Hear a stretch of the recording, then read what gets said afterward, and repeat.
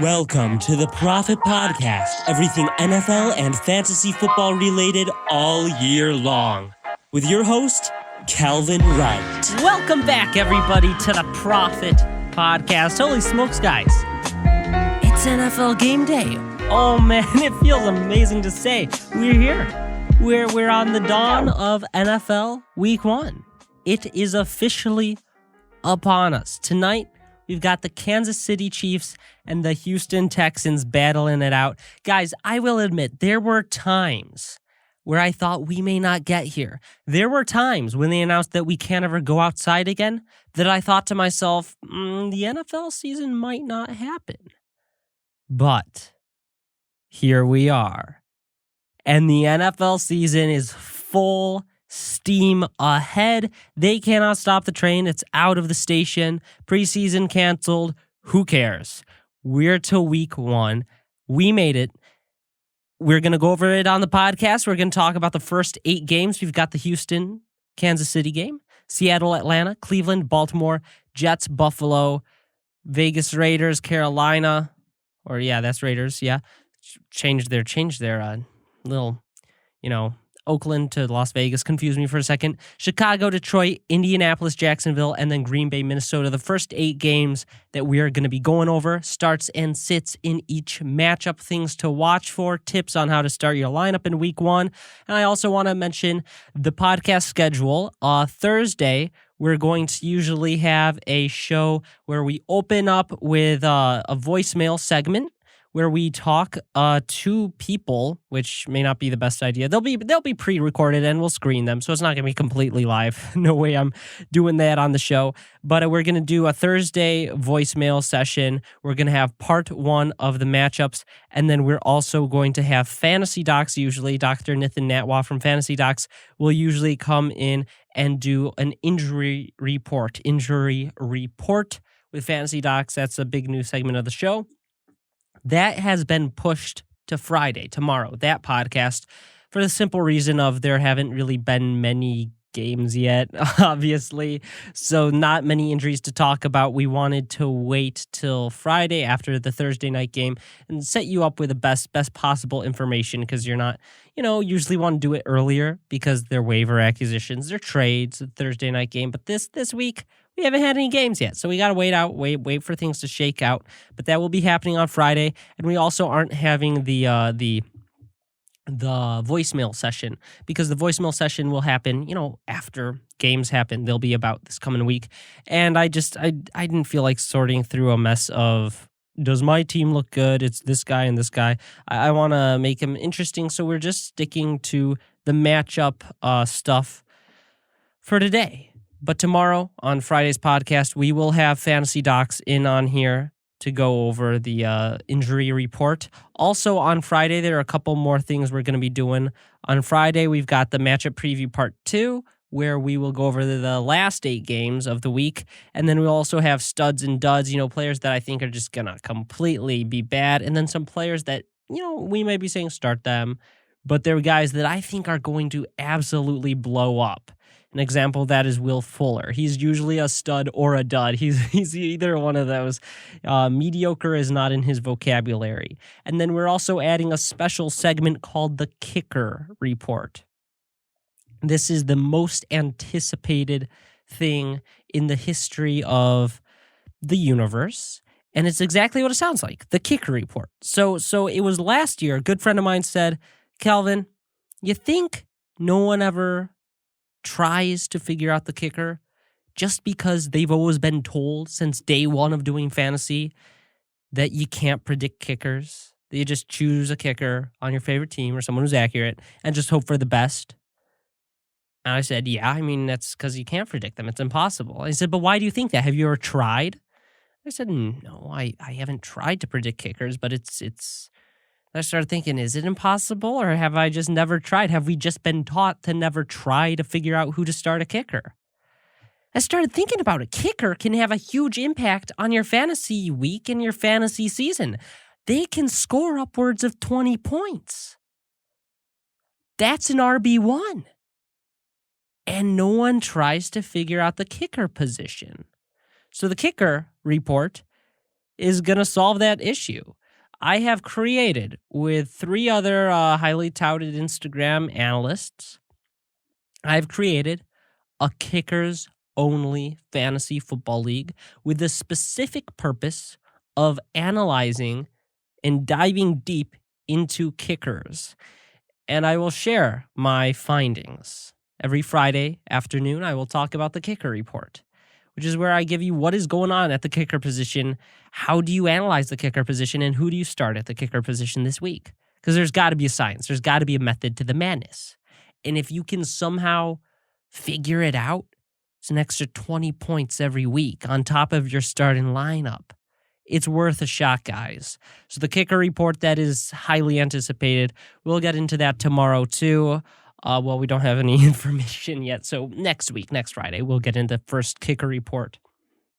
And then Monday, we come back and we've got, the weekly recap. We go over the games and we start getting starts and sits and trade targets before Tuesday, which is usually when people do the trade shows and they do their little waiver wire. We're doing it a day early to give you an extra day to prepare and research. And also because I don't have classes on Mondays, so that just worked out pretty well. Don't tell anyone, though. So, without further ado, let's hop into the first matchup of the 2020 NFL season. Houston Texans versus the Kansas City Chiefs. I'm going to be honest, guys. I'm excited. I am excited for this game. Houston Texans, Chiefs. It was a great playoff game last year. Texans went up, and then the Chiefs came back and demolished the Texans. It's a revenge game. And the Chiefs are also the most, usually the most powerful offense in football. So to get them week 1, to get this matchup, it's exciting. Usually we got last year's Packers-Bears slugfest, disappointing game. Chiefs-Texans, I don't think it has as much potential to just be lame. Now, I will admit, I expect it to be sloppy. I expect there to be some sloppiness on each side of the ball. No preseason, a weird training camp.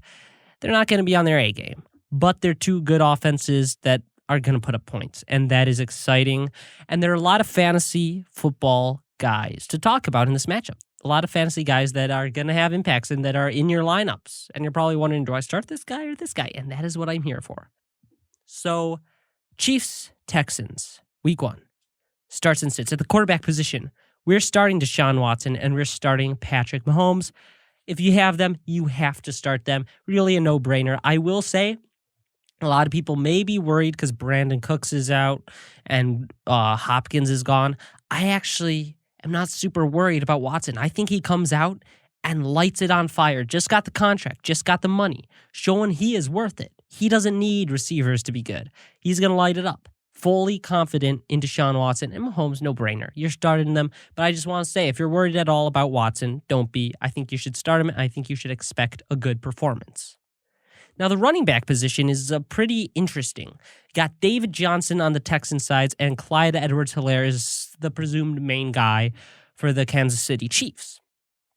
David Johnson, I am starting this week. Look, the volume is going to be glorious. They got rid of Hopkins, bring in David Johnson, and that screams, okay, he's going to have a lot of volume. Holy smokes, he's going to be used as a receiver, he's going to be used as a runner, a lot of volume. Now Brandon Cooks isn't looking like he's going to suit up. If he does, he's going to be limited. David Johnson is going to be peppered with targets at every position, at every opportunity. David Johnson is going to have so much opportunity, and the main reason I wasn't super high on David Johnson for the whole season is because of the health concerns. But week 1, he's healthy. Week 1, he's healthy. He should have a very good performance. Clyde Edwards-Helaire on the other side of the ball. I'm going to be so sad, and I'll find it very funny when Darrell Williams comes out and scores a touchdown to start the game, and people lose their mind. Watch, that's going to happen. He's going to come out and score a touchdown. People are going to start dropping Clyde Edwards-Helaire. That's just my bold prediction. But Clyde Edwards-Helaire, I expect a solid game. I'm not expecting a boom or bust performance. I just expect a solid performance, solid RB1 performance from Clyde Edwards-Helaire today or tomorrow. Well, today. It's today. Well, I'm recording this Wednesday night. So I think Clyde Edwards-Helaire, obvious. I mean, if you have him, you're starting him. I think he's a good start. And then David Johnson, great start with the volume he's going to have. And Darrell Williams in deeper leagues, sneaky start too. All right, the wide receiver position. Man, for the Texans, it is weird. We got Brandon Cooks is questionable. It's a quadricep. Quadricep is listed as questionable for Thursday night's game against the Chiefs. Not good, guys. I'd expect him not to play, if he does play, a limited fashion. Will Fuller's the guy. I'm going to say two things that go together really well, like peas in a pod. Healthy and Will Fuller. When Will Fuller is healthy, the man produces. He has the ability, unlike any other football player, to win you your week. Because he will go out there and score 60 points, just casually, drop 4-5 touchdowns. And then he'll dip and have like 2 points the next game. It was last year. Week 4, he had 5 points. Week 5, he had 55 points. Week 6, he had 9. Week 7, he had 1. And then he got injured. Came back in week 12 and had 22. A casual 140-yard game. You know, that's just how Will Fuller rolls. And that's how he's been since he entered the league. He's going to have targets. He's going to have opportunity. He's the guy. As long as he is healthy, you should be starting him. Especially this week. I think we're going to see one of those crazy 35, 40-point games from Will Fuller. Because he's the guy. Especially if Brandon Cooks is out. As long as Will Fuller is healthy, you should be starting him. Now, Randall Cobb is interesting. Randall Cobb, I'm old enough to remember when Randall Cobb was really, really good. If you're in a deeper league, 14-man, 16-man leagues, I think Randall Cobb is a pretty decent play, especially in PPR leagues. He will have some targets. That is assured. That is one thing that is assured. Randall Cobb will have some opportunity. He may not produce. He may not be a star. But in a deeper league, he will have opportunity. And if you had Brandon Cooks and suddenly lost him and you didn't have someone who you trust at wide receiver, Randall Cobb's a decent play. Now, on the Chiefs side, we're excited, as always, about Tyree Kill, one of the best wide receivers in the league. You're starting him if you have him. He's healthy. He's the guy in Kansas City. He's the fastest guy in the NFL. You're starting him. I don't need to talk a lot about him. Sammy Watkins, Mecole Hardman, and Demarcus Robinson. Those are the guys who you have no idea who to start. And I'm not starting any of them. Yeah, one of them could have an 80-yard touchdown. Could happen. You know, it's the Chiefs. They're all super fast. But in week 1, I would rather bank on someone that I know will have a role. And Sammy Watkins, I don't know what his role is going to be. So if there's another weapon that I have, which most teams with Sammy Watkins, they probably have other weapons, I would start them over Watkins in most cases. Hardman, Robinson, deep league flyers, if you just need upside, if your matchup already looks that horrifying, they can be good plays, but there's no assurance to any of them. And if Tyree Kill were gone, I'd say start them. But Tyree Kill being there, Clyde Edwards-Helaire being there, I don't see much appeal. Now, tight end position for the Chiefs, Travis Kelce, you're starting. As always, expect a great performance.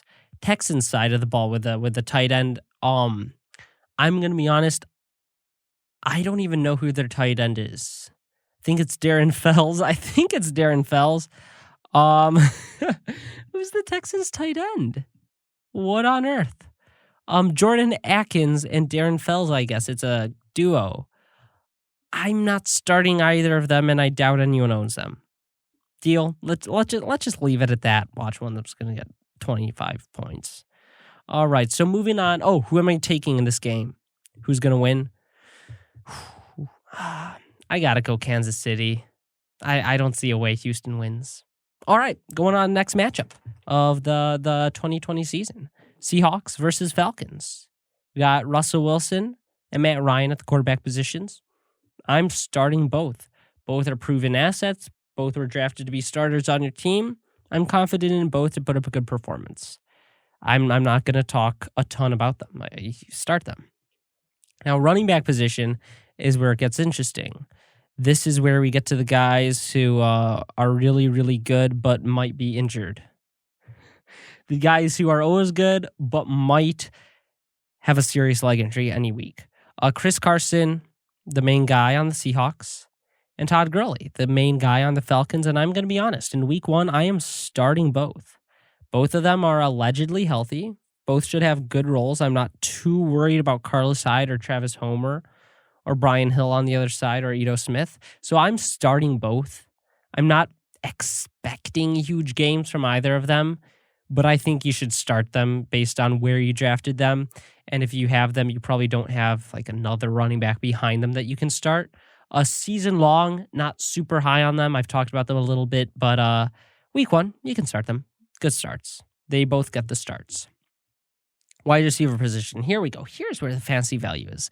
DK Metcalf, Tyler Lockett, Julio Jones, Calvin Ridley, all 4 smash-in starts. Profit-approved starts for this week. Watch, DK Metcalf is going to have a very solid game. Tyler Lockett is going to have a very, very solid game. Julio Jones is going to have an extremely solid game, and Calvin Ridley is going to have an extremely solid game. And there's a decent chance 2 of those guys blow up. That's how it works with this team. One of the guys on the Seahawks will have a massive game, and the other will be very good. One of the guys on the Falcons, Ridley or Jones, will have a massive game, and the other will be good. I'm inclined to say it's Julio and Lockett based on, historical production, but there's a pretty good chance it's DK and Ridley or a combination of either of those. But that's how I'm analyzing it. All 4 of those guys, great starts. 2 of them will be amazing starts. The game winners, I could even say. Looks like it will be a high-scoring game. Both of those teams are very high-powered offenses. Great quarterbacks, put up lots of yards. I like those matchups a lot for all of those guys. So all over those wide receivers. Now the Falcons, Hayden Hurst is their tight end. He's assuming a big role from Austin Hooper. But Hayden Hurst isn't as good as Austin Hooper. But then again, it's the tight end position where no one is very good. So I think you start him if you have him, see what you got in him. They say he's a perfect fit. That's what I'm seeing the newest report. We'll see. Who knows? Start him if you have him. He's your tight end. Not much to say. Greg Olson, Will Dissly on the other side. Not too interested in either of them. Greg Olson hasn't really consistently been healthy or produced for quite a while. And Dissly, he's coming off the injury, and there are a lot of weapons, a lot of mouths to feed. So I'm not excited about either of those guys. Hayden Hurst, you can start, though. All right, next matchup. Oh, who am I taking? Seattle, Atlanta? I think it's a really close game, and Atlanta just barely wins. Atlanta just barely upsets them. All righty, Cleveland versus Baltimore.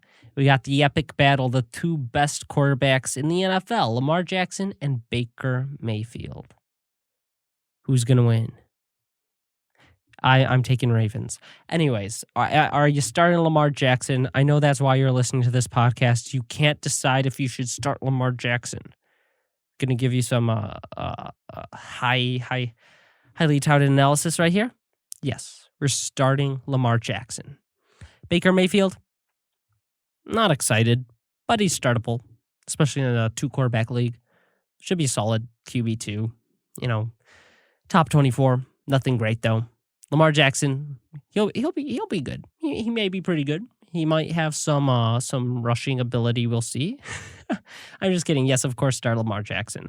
Running back position, Nick Chubb, Kareem Hunt, both startable. I mean, Hunt and Chubb, I think they're both going to be very good. That someone asked me tonight on Instagram. They said, "Hey, do you think Kareem Hunt is going to bite into Nick Chubb's workload?" I said, "Yeah, I actually think Hunt will be very good." They said, "But what about Nick Chubb? Isn't he great?" And I said, "I think there's going to be enough of volume. I think they're both talented enough that they both produce pretty good fantasy numbers. I think Chubb, standard leagues has the edge. Hunt, we'll see what his workload is at the running back position, but in PPR leagues, man, he's going to be a machine. He's going to be a PPR machine. He's going to be a high-end RB2, probably top 18 every single week. Nick Chubb, probably top 12. So that's where I stand on those guys. Now, the other side of the ball, we've got a mess. We've got Ingram and Dobbins and Gus Edwards and Justice Hill. For the sake of this, I'm going to say Gus Edwards and Justice Hill don't exist. Who are we starting? Mark Ingram is the starter. I don't think you have to start him. I don't think you have to start Dobbins. Honestly, if I can, I'm not starting either. I don't really know how it's going to be split up yet, and I would rather wait a week or two and see than play one of them and get a big fat 0 in my scoreboard. So I'm not starting either of those guys unless I have to. Let me just say that. I do like Dobbins year long, but right now I'm just going to wait and see what happens. A reactive instead of proactive approach. There we go. All right, wide receiver position. We got Odell Beckham, Jarvis Landry, Marquis Hollywood-Brown. Those are the fantasy relevant wide receivers. Odell Beckham Jr. has been in the news for interesting reasons recently. Are we plugging him in the fantasy lineup? Yeah, of course. You're starting Odell. Don't expect a ton, though. Don't expect a ton. He's going up against a stout defense.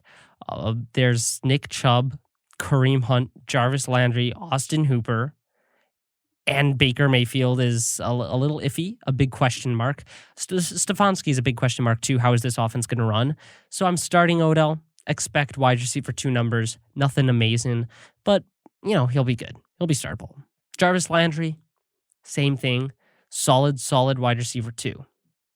Whoever gets the touchdown is going to be the better of them, but I kind of see them in that same light right now until we know a little more how this offense is going to run. I'm starting them, but I'm not banking on them to win me my matchup. On the other side, Marquis Hollywood-Brown.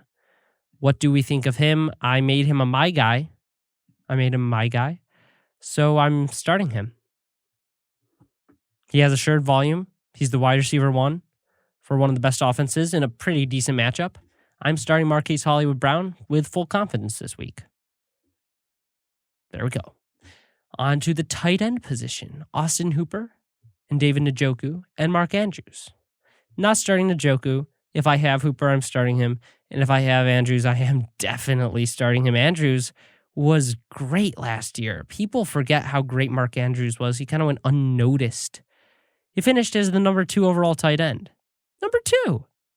Number 2 overall tight end. That's amazing. Start him. If you have Mark Andrews, start him. Of course you're starting him. Austin Hooper had a phenomenal breakout year. We don't really know what to think of him here on Cleveland with all the mouths to feed. So many question marks in the offense, but if you have him, you're starting him. That's just how it goes at the tight end position. If you've got a tight end that you know the name of, start them. All right, folks. Next matchup. New York Jets versus the Buffalo Bills. Quarterback position, we got Sam Darnold and Josh Allen. Pretty simple. Sitting Sam Darnold, starting Josh Allen. The matchup is juicy for Josh Allen. He'll probably sneak in a touchdown or two, probably throw for, 260 yards or so. Have himself a very good fantasy day. Now, the running back position. What do we think there? Le'Veon Bell, Devin Singletary. Both of them have backups in Frank Gore and Zach Moss.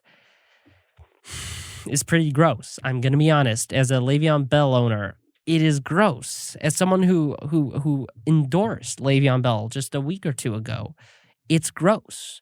What I've seen from Adam Gase talking about Frank Gore disgusts me. It makes me sad. It makes my heart, my very soul, weep when I see that Frank Gore is supposedly the most productive back. I can't believe it. And that's not saying I can't believe it. It's saying I can't comprehend that. And I am right now in a stage of denial, and I'm refusing to believe that Frank Gore is going to be heavily involved. It's probably going to happen. Adam Gase is going to do it, and I'm going to be so mad.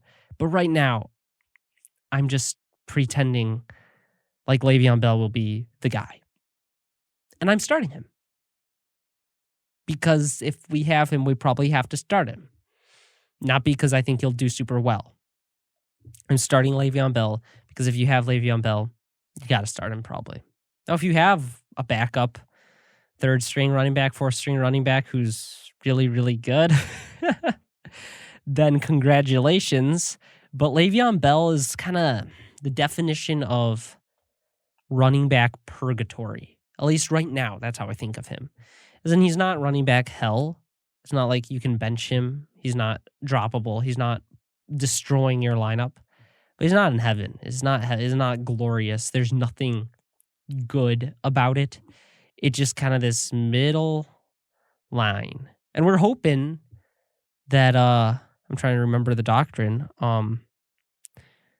Hashtag not actually Catholic, but I think if they can get to heaven.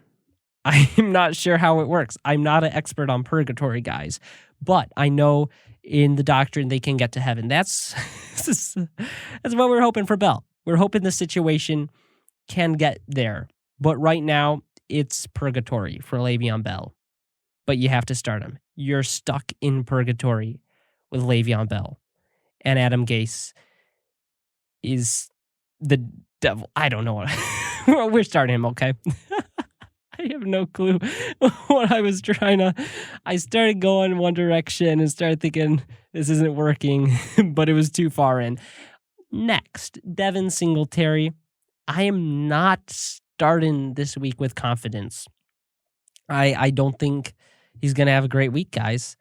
He's kind of in that same that running back purgatory with Le'Veon Bell where you kind of have to start him probably, but it's gross and feels ugly because Josh Allen is going to get the goal line work probably, and Zach Moss is probably going to be involved too, but you probably don't have a better option. And you're stuck in running back purgatory, hoping it turns into running back heaven and not running back hell.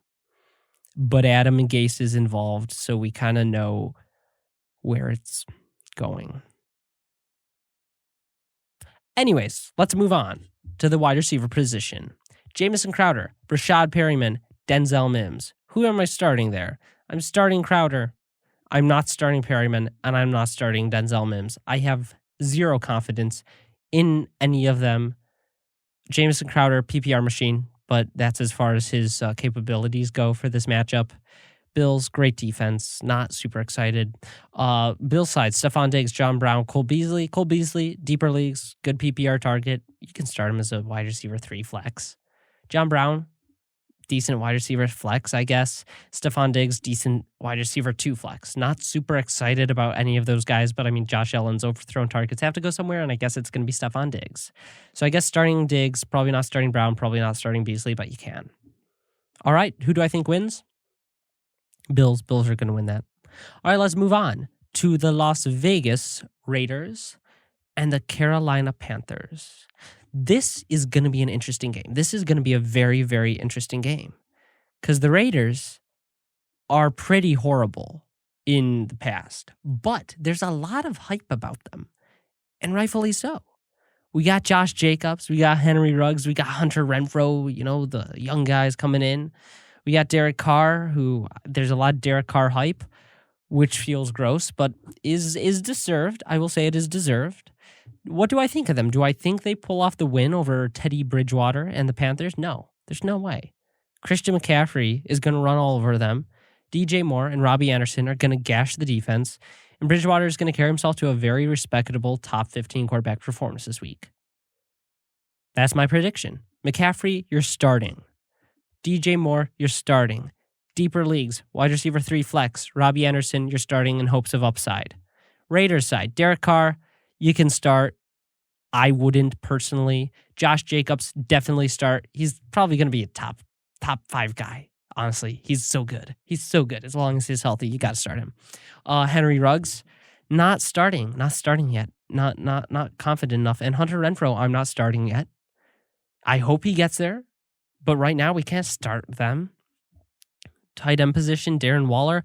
That is the guy I'll start on the Raiders side of the ball. So I guess only 2 starts, Josh Jacobs and Darren Waller.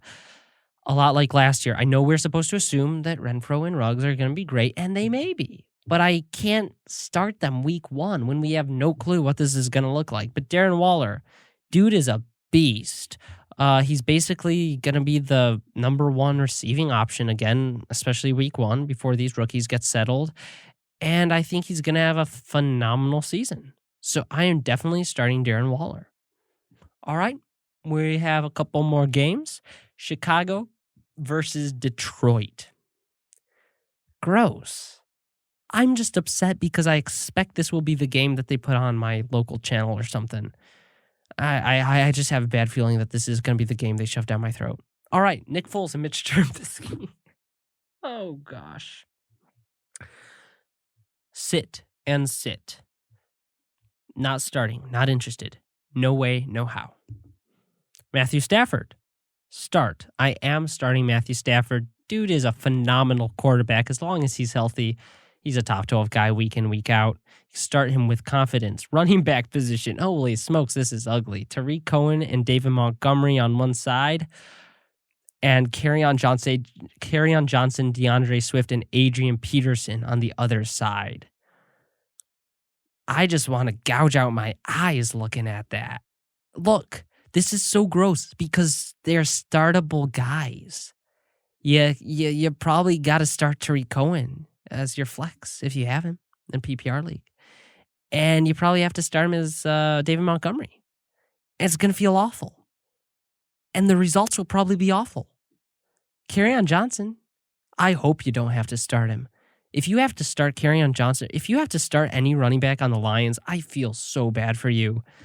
And I will do whatever I can to help you. Send me some questions. I will help you get out of this situation. Staying away from the Lions backfield. Staying so far away. Tariq Cohen, PPR leagues, good flex option. David Montgomery, good flex option just because, well, if he's healthy. I'll go over this with Fantasydocs, but if he's healthy, decent flex option. And he's in that Le'Veon Bell situation, running back purgatory, where it could be great, but yeah. All right, wide receivers. Allen Robinson, start. Kenny Golladay, start. Marvin Jones, start. That's all you need to know. Nothing else. Not going over that. TJ Hawkinson, yeah, I'm starting him. I'm starting TJ Hawkinson. Hopefully he does what he did last year for week 1 with a 27-point game. Hopefully. But not exactly expecting it, but he's got a lot of upside. Really, really talented guy. I'm starting him if I have him. Yeah. Speaking of David Montgomery, I want to take a second to address how the fantasy football community looks at week 1. Week 1 is so highly anticipated. I know we're all excited. I am. I'm so excited to be here week 1 of the NFL season, starting my team for real. Feels great. But guys, your players are probably going to play horribly, and you're going to be frustrated. That's just what happens a lot of time at week 1. So I just want to get that out there. I thought of disappointment because I saw David Montgomery, and I remembered last year he had this 7-yard touchdown run in preseason. Everyone got hyped up, and then he came out. Mike Davis took the first snap, and fantasy community went crazy. Everyone dropped and screamed about David Montgomery. And I'm just trying to say, as much as we hype up week 1, as exciting as it is, a lot of the players that we're starting are just going to be horrible. Just how it works. Just how it works, guys. The sad truth of life. That's just what I get in my feels and depressed when I start talking about the Detroit Lions. That's just how it works, guys. I'm sorry. All right, who do I think is going to win that? I think Chicago is going to win. I think they're going to pull it off with Trubisky and that garbage. They're going to win. It's going to be funny. All right, we've got Colts, Jaguars. I'm sorry, guys. I'm tired. Colts, Jaguars. Who's going to win? No way the Jaguars win, guys. Colts are going to win. Jaguars side of the ball. Minshew sitting. Thompson sitting. Armstead sitting. Robinson sitting. Ozigbo sitting. Wide receivers. Chark, I'm starting. That's it. That's it. That is sad. Okay, Josh Lambo. I'll start Josh Lambo. I think it was the most accurate kicker last year. Start Josh Lambo, guys. Quarterback position for the Colts. Phillip Rivers is actually a good start this week, I think. He's got number 1 offensive line. He's got some good weapons. And the Jaguars, guys, I think the Jaguars are going to be the new epitome of awful. The new just start your guys against them every week and you'll win. I think Phillip Rivers is a great quarterback streaming option. He's not owned in many leagues. I think you should play him. I think he's going to have a great year, but especially great week 1. Running back position, Jonathan Taylor and Marlon Mack. Honestly, I think he can start both of them against the Jaguars. This is the type of game that I think in the second half, the Colts will just kind of be running it up the gut and experimenting with Jonathan Taylor because they know the Jaguars have no chance of winning. Just one of those games that usually happens against the Jaguars. And I think Jonathan Taylor and Marlon Mack will have enough volume. One of them will get a touchdown that they'll both be decent RB2s this week. That's what I think.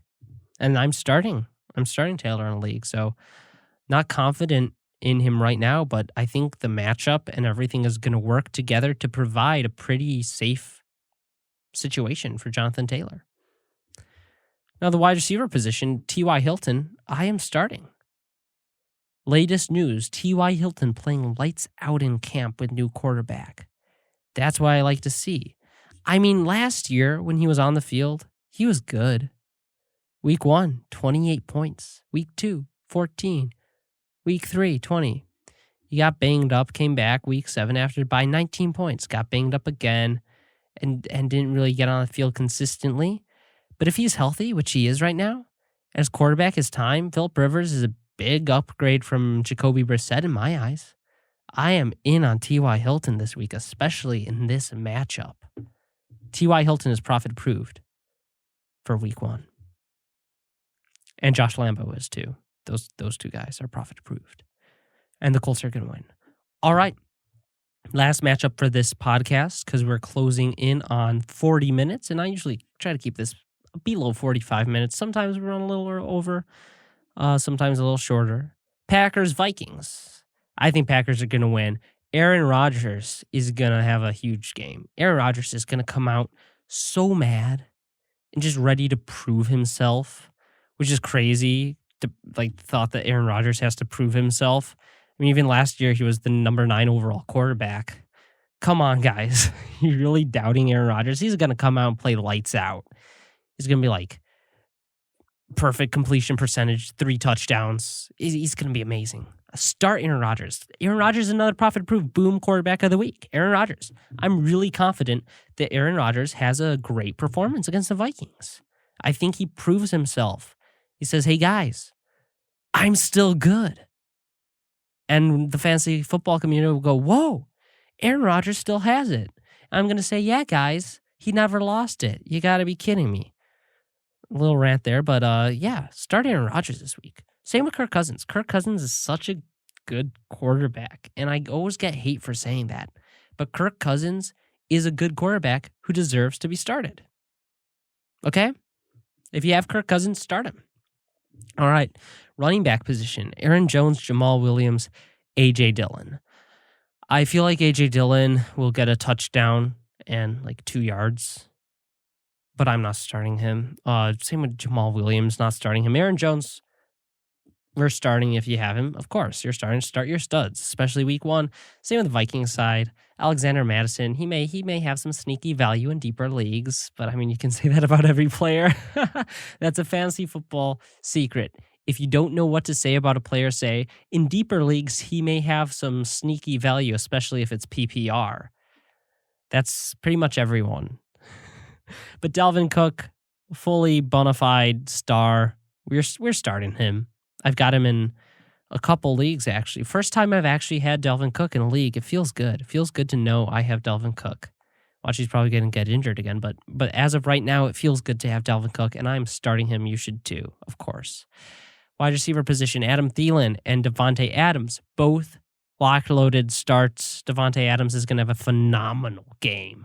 Devontae Adams with Aaron Rodgers on fire. It's going to be a great duo again. Kind of like what we saw with Rodgers and Nelson in that heyday. I think we see that this year with Adams and Rodgers. And I think we're going to see it early on this week 1 against the Vikings. Lazard follows Scatling. In deeper leagues, they have some sneaky value if it's PPR. Justin Jefferson. In deeper leagues, he has some sneaky value if it's PPR. The sad part is I'm actually serious with those three players. That's exactly how I feel with them. Who am I taking in this matchup? The Green Bay Packers. That is the end of part 1 of week 1's matchup preview, guys. I hope you enjoyed this. So much fun to be sitting back down here doing the weekly matchup reviews, getting through all the players, starts and sits. Feels great. Feels great to have football back. I hope you enjoy the game later tonight. Man, so excited. I got to get to sleep, guys, but thank you so much for watching. As always, make sure you hit that subscribe button, follow on any podcast platform you're on, leave a 5-star review, and follow on TikTok and Instagram, TheProFFet, same handle everywhere. And yeah, football's back.